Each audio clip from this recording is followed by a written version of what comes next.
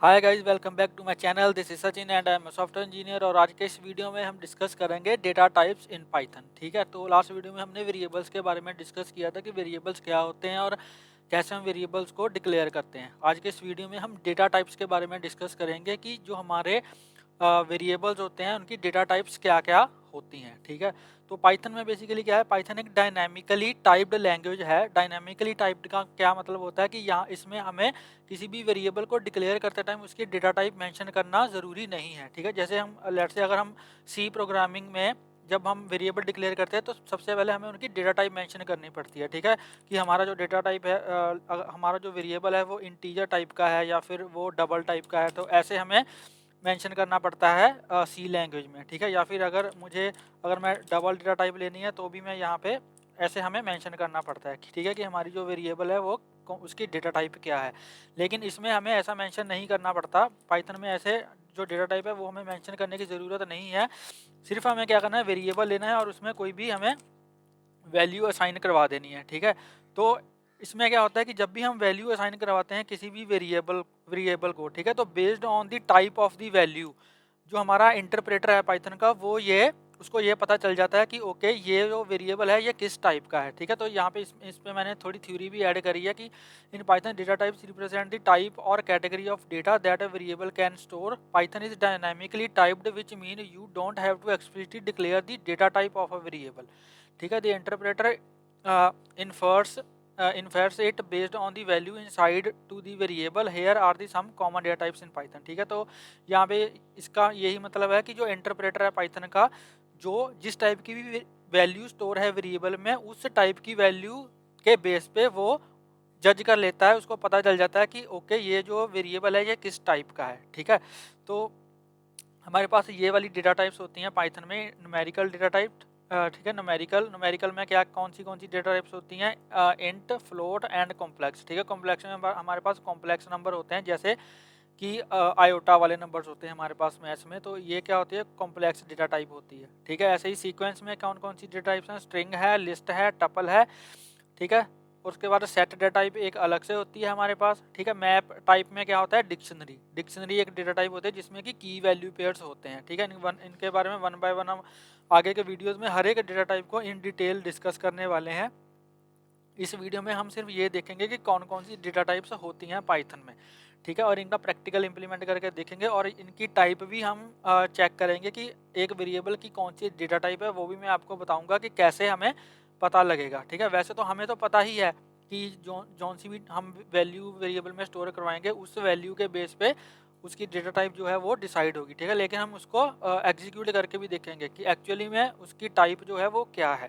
ठीक है, तो यहाँ पे हम चलिए स्टार्ट करते हैं। सबसे पहले हमारी जो डेटा टाइप है वो इंट डेटा टाइप है। अब जैसे यही नंबर लिया हुआ है मैंने AX। ठीक है, ए इज इक्वल टू 756, तो इसको मैं कट करता हूँ। यहाँ पे जो थ्योरी है वो हम नीचे रखेंगे और बाकी जो एग्जीक्यूशन है वो हम ऊपर रखेंगे। ठीक है, और मैं ये ट्राई करूँगा कि ये जो थ्योरी है, ठीक है, ये जो थ्योरी है और जो ये वाला कोड है ये मैं आपको प्रोवाइड कर पाऊँ। ठीक है, तो मैं क्या सोच रहा हूँ कि मैं गिटहब पे एक रिपोजिटरी क्रिएट करूँगा जिसमें मैं सभी पाइथन की जो फाइल्स हैं, ठीक है, जो हम प्रैक्टिकल इंप्लीमेंट करेंगे वो फाइल्स में अटैच करूँगा with theory of that topic. ठीक है, जैसे ये डेटा टाइप्स की वीडियो है। ठीक है, तो इसमें मैंने क्या किया, डेटा टाइप्स की जो थ्योरी है वो यहाँ पे ऐड कर दिया और जो भी मैं इसमें प्रैक्टिकल इंप्लीमेंट करूँगा वो यहाँ पे ऊपर ऐड रखूँगा।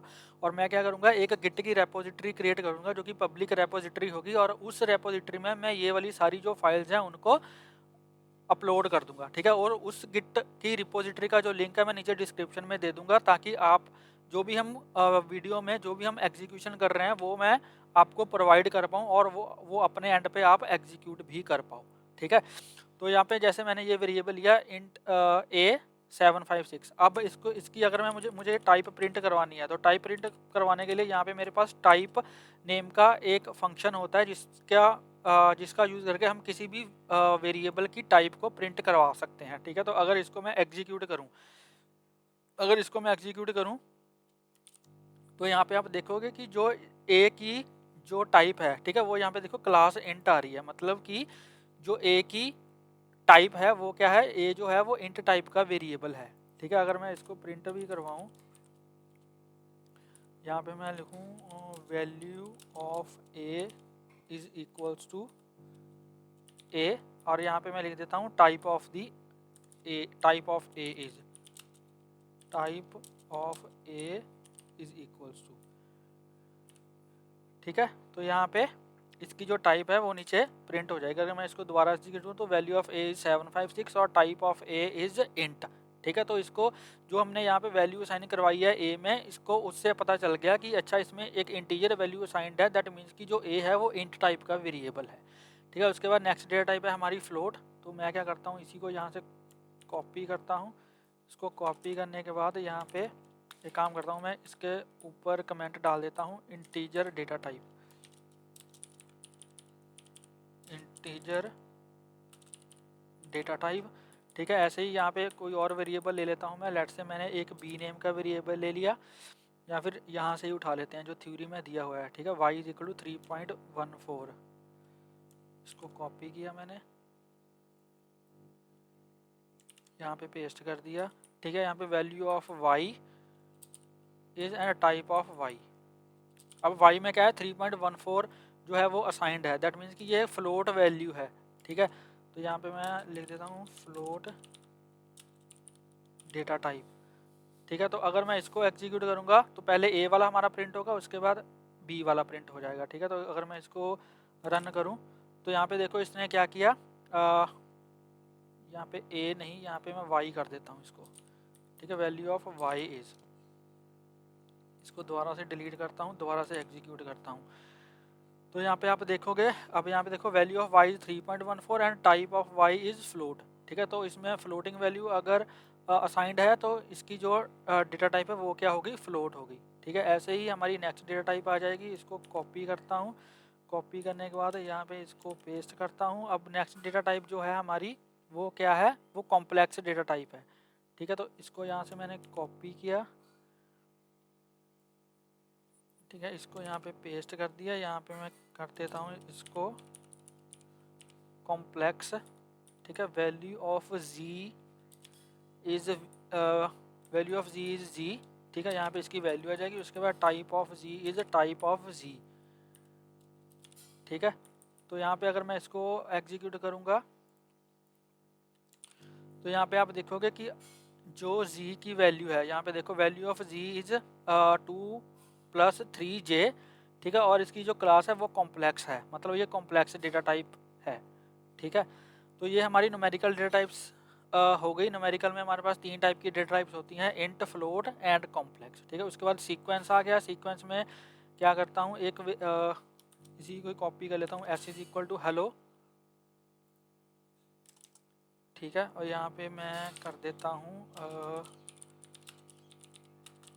स्ट्रिंग डेटा टाइप, ठीक है। स्ट्रिंग डेटा टाइप यहाँ पे आ जाएगा s is equals to hello, और यहाँ पे इसकी वैल्यू एंड इसकी डेटा टाइप को हम प्रिंट करवा देंगे। Value of s is s and type of s is type of s, ठीक है। तो अगर मैं इसको एग्जीक्यूट करूँ तो यहाँ पे आप देखो जो value of s is hello and type of s is str, str मतलब स्ट्रिंग, ठीक है। अब ये कलेक्शन में क्यों है, जो स्ट्रिंग है वो कलेक्शन में क्यों है, क्योंकि अगर आप इसको देखोगे तो ये कलेक्शन ऑफ करेक्टर्स है, ठीक है। कलेक्शन ऑफ करेक्टर मतलब मल्टीपल करेक्टर्स हैं, तो इसलिए ये क्या है, स्ट्रिंग है, ठीक है।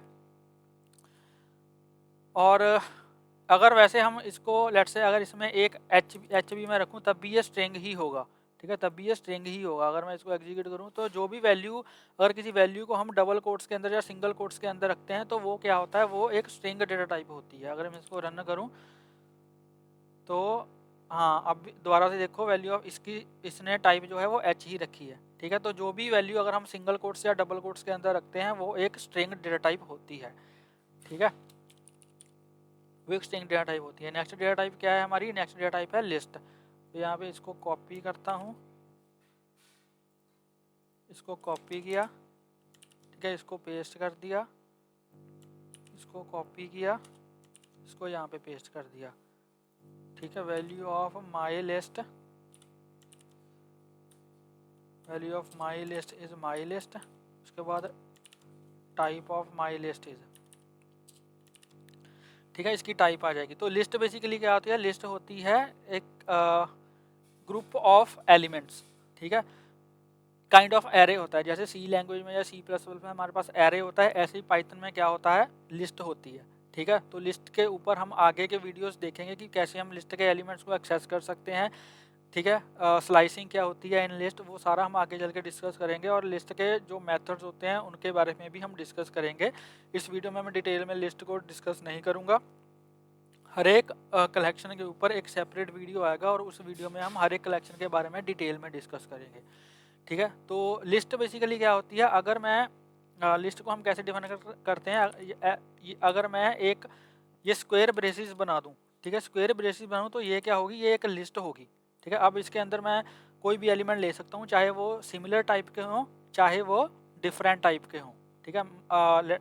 जैसे ये हमारे पास लिस्ट है, अब इसमें देखो सारे एलिमेंट्स इंटीजर टाइप के ही हैं, ठीक है। इसमें मैं स्ट्रिंग टाइप के एलिमेंट भी ले सकता हूँ, ऐसे भी ले सकता हूँ, ये ज़रूरी नहीं है कि मैं सिर्फ मुझे सेम टाइप के एलिमेंट्स ही लेने हैं, ठीक है। इसमें मैं डेसिमल एलिमेंट भी ले सकता हूँ ऐसे, ठीक है।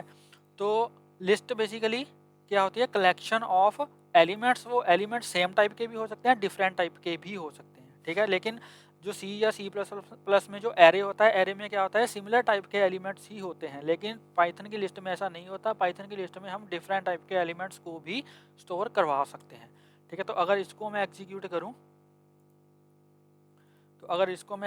करूँ, तो यहाँ पे आप देख सकते हो कि value of my list is this, इसने कोई एरर नहीं दिया। हमारा जो प्रोग्राम है वो सक्सेसफुली एग्जीक्यूट हो चुका है, ठीक है। और इसकी जो क्लास है वो क्या है, लिस्ट है। यहाँ पे आप देख सकते हो इसकी जो क्लास है लिस्ट है, क्योंकि जो लिस्ट है उसको हम स्क्वायर ब्रेसिस से डिफाइन करते हैं इन पाइथन, ठीक है। अगर मैं स्क्वायर ब्रेसिस लगा दूँ, दैट मीन्स कि ये हमारे इंटरप्रेटर को पता चल जाएगा कि ओके ये एक लिस्ट है, ठीक है। तो यहाँ मैं कमेंट डाल देता हूँ लिस्ट डेटा टाइप, ठीक है। ऐसे ही लिस्ट की तरह हमारे पास टपल डेटा टाइप भी होती है, ठीक है। टपल में बेसिकली क्या होता है, टपल को हम पैरेंथेसिस से डिक्लेयर करते हैं, ठीक है। जैसे लिस्ट को हम स्क्वायर ब्रेसिस से डिक्लेयर करते हैं, ऐसे ही जो टपल है उसको हम पैरेंथेसिस से डिक्लेयर करते हैं, ठीक है। तो यहाँ पे मैं लिख देता हूँ टपल डेटा टाइप, ठीक है। तो अगर स्क्वायर ब्रेसिस में अगर पैरेंथेसिस में हमारे पास एलिमेंट्स हैं तो वो क्या है, दैट मीन्स कि वो एक टपल है, ठीक है। इसको कॉपी करता हूँ, कॉपी करने के बाद यहाँ पे पेस्ट कर देता हूँ, यहाँ पे लिख देता हूँ value of my tuple is, ठीक है। और यहाँ पे माई टपल को प्रिंट करवा देता हूँ, यहाँ पे value of my tuple is, ठीक है। टाइप में माई टपल यहाँ पे पास कर दिया था। इसमें भी हम एलिमेंट्स स्टोर करवा सकते हैं डिफरेंट टाइप के, ठीक है। लेट्स से यहाँ पे मैं 5.6 से ले लेता हूँ, ठीक है। और यहाँ पे मैं कोई कैरेक्टर वैल्यू ले लेता हूँ, लेट्स से आर, ठीक है। तो टपल में भी हम डिफरेंट डेटा टाइप्स के एलिमेंट्स को स्टोर करवा सकते हैं। तो अगर मैं इसको रन करूँगा,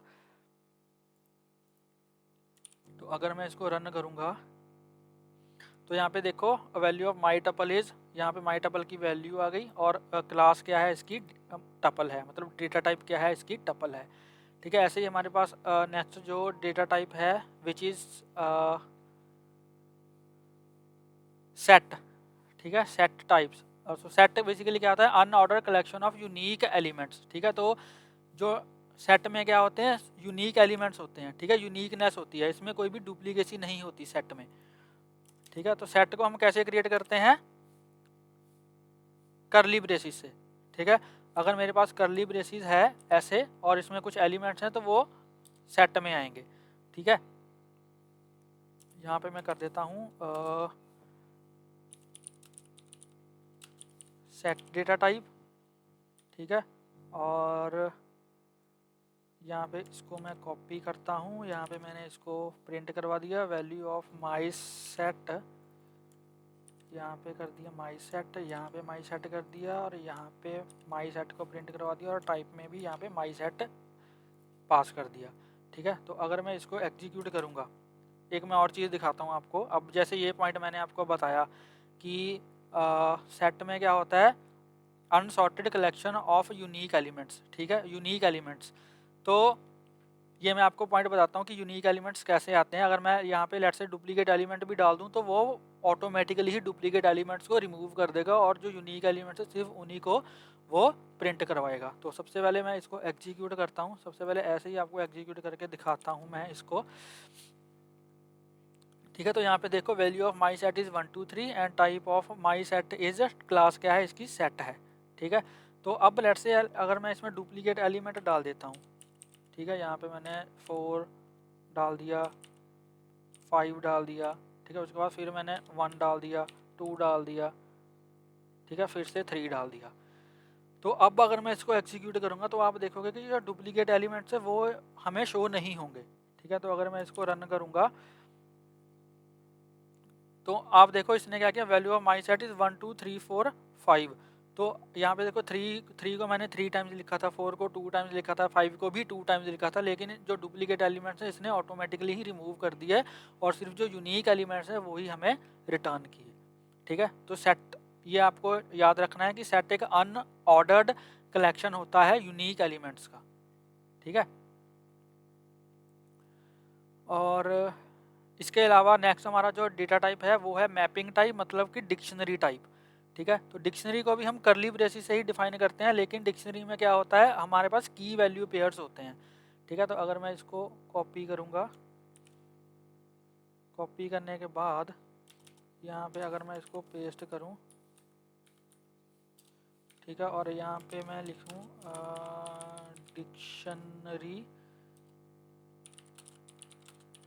डिक्शनरी डेटा टाइप, ठीक है।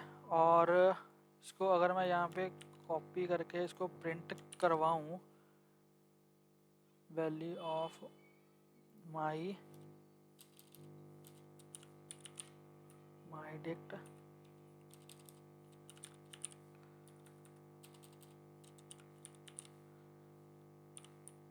ठीक है, और यहाँ पे भी माई डिक्ट। तो अगर मैं इसको एग्जीक्यूट करूँ तो यहाँ पे आप देखोगे कि सेट को भी हम कर्ली ब्रेसिस से ही डिफाइन करते हैं और डिक्शनरी को भी हम कर्ली ब्रेसिस से ही डिफाइन करते हैं, लेकिन जो डिक्शनरी में क्या होता है, की वैल्यू पेयर होते हैं, मतलब एक की होगी आगे उसकी वैल्यू होगी, ठीक है, फिर एक की होगी फिर आगे उसकी वैल्यू होगी। तो ये की और वैल्यू मिलके एक एलिमेंट बनाते हैं इन डिक्शनरी, ठीक है। तो ये एक एलिमेंट है और ये दूसरा एलिमेंट है, ठीक है। तो की एंड वैल्यू पेयर होता है डिक्शनरी में, की एंड वैल्यू मिलके दोनों एक एलिमेंट बनाते हैं। तो अगर मैं इसको रन करूँगा तो यहाँ पे आप देखोगे, तो यहाँ पे आप देखो value of my dict is A1 B2 और यहाँ पे क्लास इसकी क्या है, डिक्ट है, मतलब डिक्शनरी है, ठीक है। इसको भी हम आगे डिटेल में डिस्कस करेंगे, हर एक डेटा टाइप के ऊपर एक अलग से वीडियो आएगी और हम सारा कुछ इन डिटेल में डिस्कस करेंगे कि डिक्शनरी बेसिकली क्या होती है, उसको कैसे क्यों हम यूज़ करते हैं, इसके एलिमेंट्स को कैसे एक्सेस कर सकते हैं और कौन कौन से इसके मेथड्स हैं, वो सारा हम इन डिटेल आगे के वीडियोस में डिस्कस करेंगे। तो ये हमारी डिक्शनरी डेटा टाइप हो गई। उसके बाद हमारी जो नेक्स्ट डेटा टाइप है वो है बुलियन डेटा टाइप, ठीक है। बुलियन में दो ही हमारी वैल्यूज होती हैं, ट्रू या फॉल्स। तो यहाँ पे मैं करता हूँ इसको, यहाँ पे मैं लिख देता हूँ बुलियन डेटा टाइप, ठीक है। और यहाँ पे बुलियन में हमारे पास ये वैल्यू आ गई, is true is equal to true. और यहाँ पे अगर मैं इसको कॉपी करता हूँ, वैल्यू ऑफ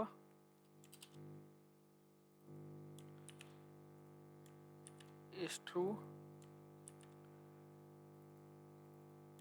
ठीक है, यहाँ पे इज ट्रू, यहाँ पे इज ट्रू। तो अगर मैं इसको एग्जीक्यूट करूँ, इसको डिलीट करता हूँ, इसको दोबारा से रन करता हूँ, ठीक है। तो अगर मैं इसको एग्जीक्यूट करूँ तो यहाँ पे आप देख सकते हो वैल्यू ऑफ इज ट्रू, ठीक है। तो क्योंकि इसमें ट्रू असाइन करवाया था, और value type of is true is class Boolean, ठीक है। तो क्लास इसकी क्या है, बूल है, मतलब बुलियन डेटा टाइप है। ऐसे ही अगर मैं लेट से इसकी जगह पे फॉल्स कर दूं, ठीक है, और यहाँ पे अगर मैं कर दूं फॉल्स, तो यहाँ पे इज फॉल्स कर देता हूँ मैं, ठीक है। और इसको यहाँ पे प्रिंट करवा लेते हैं हम, ठीक है, इसकी भी जो टाइप है वो बूल ही आपको मिलेगी। ठीक है, तो दोबारा से इसको रन करता हूँ। तो यहाँ पे आप देखोगे, ठीक है, value of is false and type of is false is bool. तो इसकी भी जो डेटा टाइप है वो क्या है, बुलियन है। ठीक है जी, उसके बाद नेक्स्ट डेटा टाइप है हमारे पास, जो लास्ट डेटा टाइप है हमारे पास, which is none data type, none type. ठीक है, represent the absence of a value और अ नल वैल्यू। ठीक है, तो लेट्स से अगर इसको यहाँ पे मैं कॉपी करूँ, ठीक है, इसको मैं कॉपी करूँ और यहाँ पे मैं कमेंट कर देता हूँ नन डेटा टाइप। ठीक है, और यहाँ पे कर देता हूँ मैं